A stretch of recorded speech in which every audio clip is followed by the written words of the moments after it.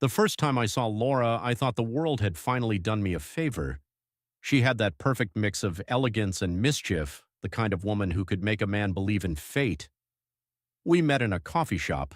Cliché, I know, but there was nothing ordinary about her. She had this way of looking at you, like she already knew your secrets and was amused by them.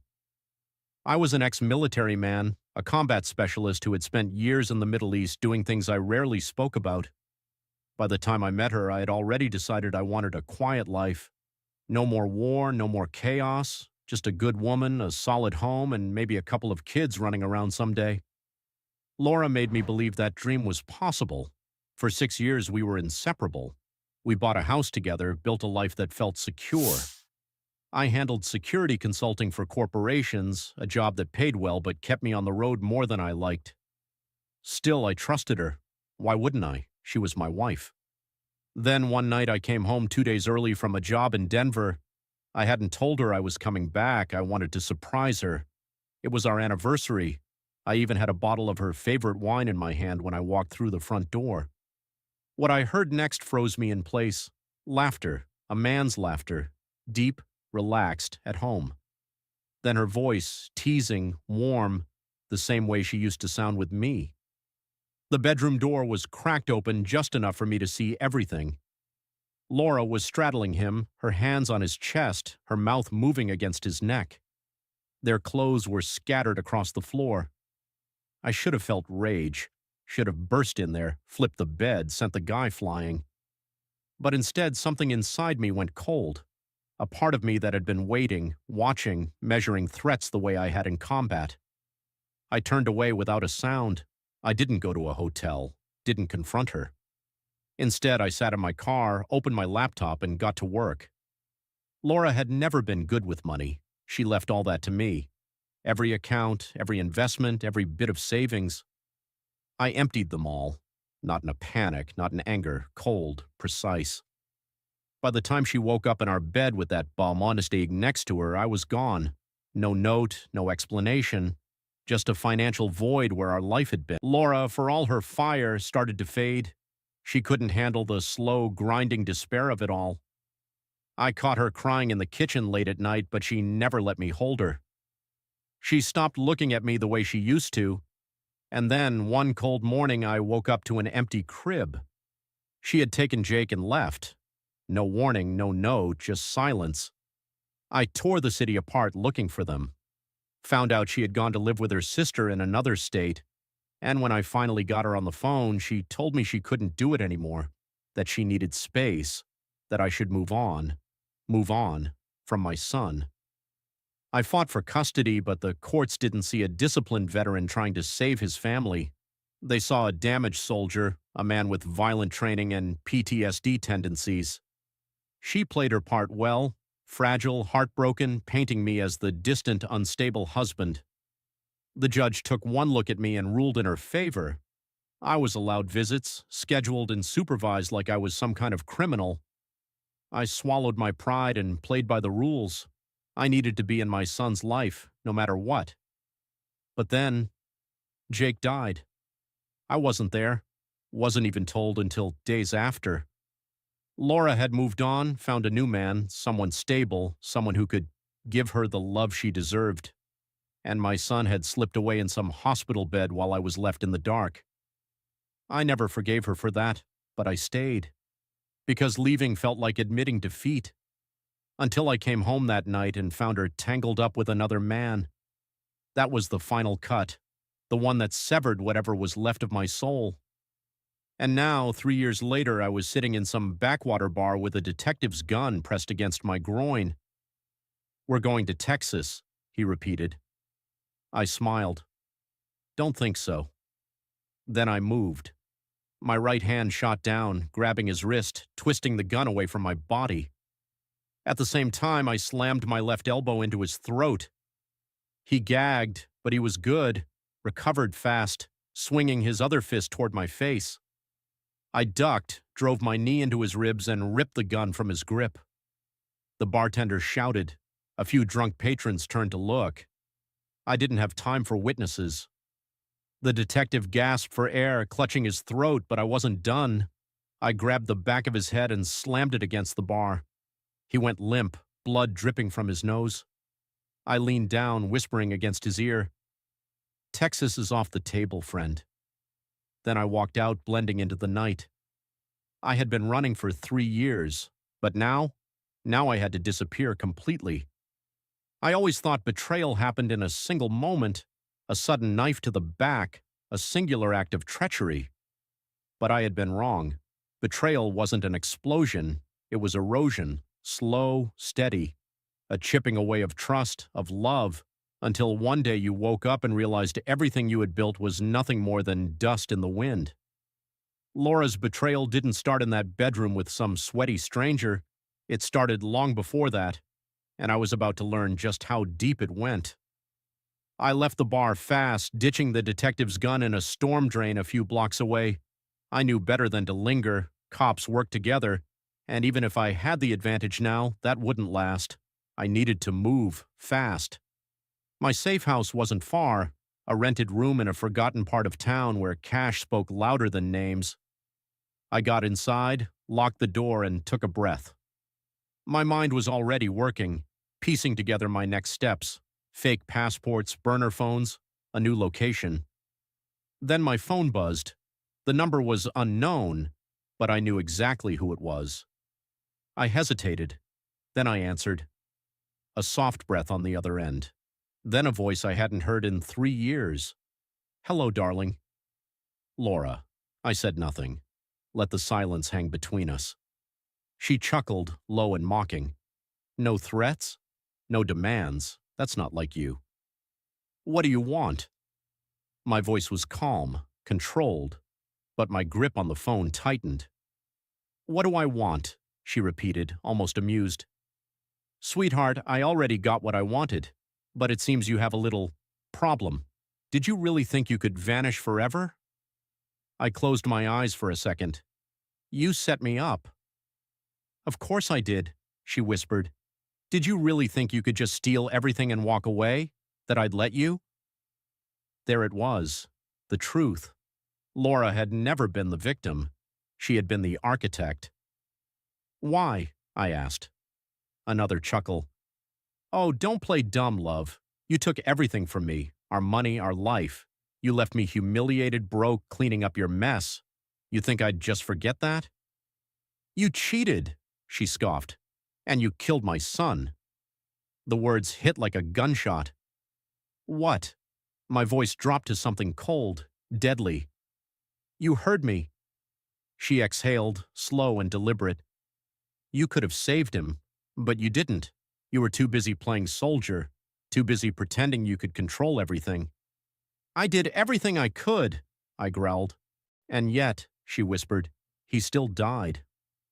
The rage in me burned like wildfire, but I held it down, controlled it. There was something else in her voice, something I had missed before. Satisfaction. She wanted me angry, and that's when it hit me. "You knew," I said, realization dawning. "You knew he was getting worse, and you didn't tell me." Silence. Then, "You weren't there when it mattered. You didn't deserve to be." I took a slow breath, forcing my pulse to steady. "That's why you did it, isn't it? The affair, the money, the setup. This isn't about revenge, this is punishment." "You're damn right it is." Her voice dripped with venom. "I lost everything, and now it's your turn." I should have felt something, sadness, guilt, maybe even regret. But all I felt was steel-hard clarity. Laura had declared war, and I was going to end it. The next morning I was in motion. First I checked my hidden accounts. Most were still intact. She hadn't been able to reach everything, but I had no doubt she'd made sure I couldn't run easily. Next I paid a visit to someone I'd hoped never to see again, Vincent Morelli, ex-mercenary, ex-smuggler, and a man who owed me a favor. His office was the back room of a strip club where security didn't ask questions and cameras were conveniently broken. Vincent sat behind a desk, watching me with dark, knowing eyes. "Heard you've got trouble." "You heard right," he smirked. "How bad?" I leaned forward. "My wife set me up. I need to know how deep this goes. He exhaled, shaking his head. Man, you should have just killed her when you had the chance. I didn't reply. Vincent picked up his phone and dialed someone. Yeah, it's me. Run a full trace on a woman named Laura. Bank records, phone logs, connections. I want everything. He paused, then looked at me. And what about the detective? I exhaled. Find out who he works for. If he's dirty, I want leverage. If he's clean. My jaw tightened. I'll deal with him. Vincent grinned. Now we're talking. I stood up. Call me when you have something. As I turned to leave, he called after me. Hey. I glanced back. Vincent smirked. When this is done, you gonna kill her? I didn't answer, but we both knew the truth. Laura thought she had won. She had no idea what was coming. I always knew war, not the kind fought in courtrooms with expensive lawyers and rehearsed tears. No, I knew real war, the kind where survival wasn't about who had the best argument, but who put the other man in the ground first. Laura had always played innocent so well. The perfect grieving mother, the abandoned wife, the heartbroken victim. She had convinced the world, the courts, even my own son, that I was the villain. And I had let her. But now I knew the truth. She had orchestrated everything. My downfall, my disappearance, my exile from my own life. And now she had sent a detective after me, a bounty wrapped in a badge. I wasn't going to run anymore. I was going to burn her whole fucking world down. Vincent called me back that night. Got something for you, he said, voice low, and you're gonna love it. 20 minutes later, I was sitting across from him in the same darkened office, a single folder on the table between us. You were right, Vincent said, sliding it toward me. Your ex-wife? She's been a busy little beacon. I flipped it open. Bank records, large transfers, offshore accounts. But not just any accounts. These were dirty. Money being funneled through shell companies, tied to names that made even me pause. Cartels. She wasn't just living her life as some suburban divorcee. She was laundering money for some very dangerous people. I looked up at Vincent. How deep? He whistled. Let's just say if you hadn't left, you'd either be in prison or buried in a shallow grave right now. She was shifting money through your name, using your business as a front. My jaw clenched. The real reason she had taken everything from me, the reason she had turned me into an outlaw, it wasn't just revenge. It was to cover her own fucksy tracks. I had been the fall guy. She had set me up from the beginning. My fingers curled into fists. The kind of rage that burned slow, deep, almost surgical, spread through me. Vincent watched me carefully. So, what's the play? I closed the folder. I'm taking everything from her. A smirk. That's what I like to hear. The first step was watching. Laura had always been careful, always one step ahead, but no one was untouchable. I followed the money first. The bank records led me to a property in Dallas, a high-rise penthouse that screamed excess. Not exactly the place for a grieving widow. I staked it out from across the street, blending into the background like I had done so many times before in the field. Hours passed. Then finally I saw her. She hadn't changed much. Still gorgeous, still dangerous. But she wasn't alone. A man stepped out onto the balcony with her. Tall, well-dressed, the kind of confidence that came from knowing no one could touch you. I recognized him instantly. Miguel Castillo, high-level cartel banker, a man known for making problems disappear permanently. So that was her game. She hadn't just moved on, she had moved up. And that's when I realized she hadn't sent that detective after me just for revenge. She had sent him because I was a loose end. And when that failed, she'd try something else. I needed to move first. The next morning, I broke into the detective's apartment. He was good, paranoid enough to have extra locks, a security system, even a hidden camera in his hallway. But I had been breaking into places long before he ever got his badge. I waited in the dark. At 3:17 a.m., he came through the door, weary, rubbing his temples like he had been drinking. The moment he flipped the light switch, I was on him, gun pressed under his chin. Talk, I ordered. His hands shot up. Jesus fuck Christ. Not here, I said coldly, just me.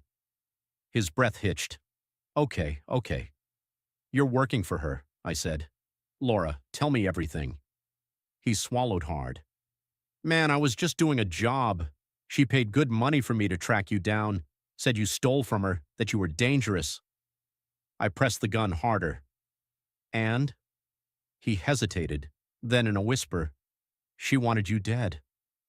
No surprise there. She tell you how? I asked. A slow nod. Once I had you in custody, there was a transfer set up. You weren't going to make it to trial. Of course, she had sent me straight into an execution. I lowered the gun. The detective let out a shaky breath. So, what now? I looked him dead in the eyes. Now, I said, you're going to help me. His expression twisted. Help you? I smiled. Yeah. Why the hell would I do that? I leaned in. Because if you don't, I'll make sure she's the last thing you ever see. By the end of the next day, I had everything I needed. Laura had made her empire using my name. Now I was going to return the favor.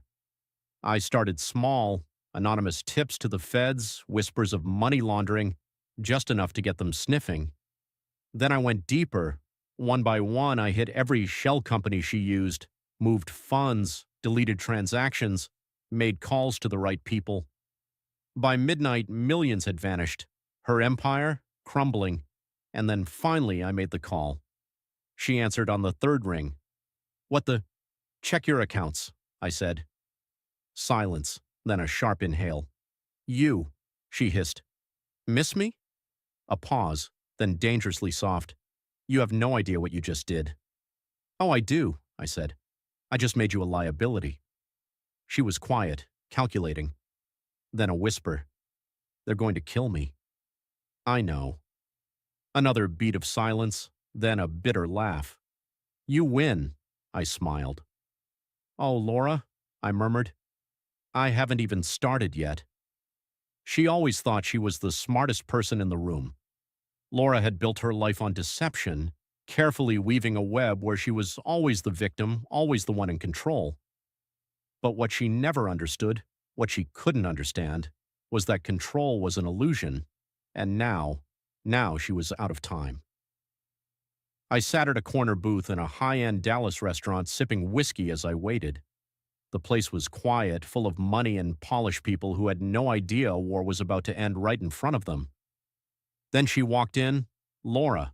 She was dressed sharp, as always, tailored black dress, heels, the kind of effortless beauty that made men think with the wrong part of their bodies. But I wasn't one of those men anymore. I just saw the cracks beneath the mask. Her eyes flicked across the room, sharp, searching. When they landed on me, there was no anger, no fear, just cold calculation. She slid into the booth across from me. You really couldn't just let it go, could you? I took a slow sip of my drink. You sent a hitman with a badge after me. Her lips curled. I had to try. I leaned back, watching her. And now? Her jaw tightened. Now, you've made sure the people I work with are going to bury me. You know that, right? I smiled. Good. She let out a bitter laugh. You always did have a mean streak. I said nothing. Her fingers tapped against the table, restless, the first sign of real nerves. So what happens now? I tilted my head. That depends. Her brows lifted. On? I pulled out my phone and slid it across the table. She glanced down. The screen showed a single message waiting to send. A message that would send every piece of evidence, every bank statement, every offshore account, every transaction, to the feds, the DEA, and the cartel's rivals. Her breath hitched. You wouldn't, she whispered. I smiled. Try me. She swallowed hard. Her mind was spinning, running the numbers, searching for a way out. There's another way, she said carefully. I raised an eyebrow. Enlighten me. She leaned forward. You want revenge? Fine. But you and I both know the people I'm involved with. They won't just let this go. If you send that message, they won't just come after me. They'll come after you. I watched her, waiting. So instead, she murmured, we run. I chuckled. We? She nodded. You and me. We take what's left of the money, disappear for good. I know places, real places where no one can find us. I stared at her. Laura, the master manipulator, always angling for survival, always thinking 2 moves ahead. Just like that? I mused. She nodded, voice soft. Just like that. For a long moment, I let the silence hang between us, let her think she had me. Then I said, one problem. Her expression flickered. What? I leaned in, my voice quiet, controlled. I want them to find you. She inhaled sharply, realization dawning. You son of a… I hit send. The moment the message went out, her face drained of color. You just killed me, she whispered. I nodded. Yeah. She shot up from the booth, eyes wild, hands trembling. You don't understand what they'll do to me. I met her gaze, unblinking. You let my son die alone, I said. So I guess we're even. Her breath hitched, and then pure panic. She grabbed her purse, turned, and fled the restaurant, her heels clicking like gunshots against the marble floor. I didn't follow. I didn't have to. By now, every account she had was locked, every bridge was burned, and soon the people she thought she controlled, the people she thought she was smarter than, would come knocking. Laura had spent years playing with fire. Now, she was about to burn. I left Dallas that night, didn't look back. There was no victory here, no justice, just an ending. And sometimes, that's enough.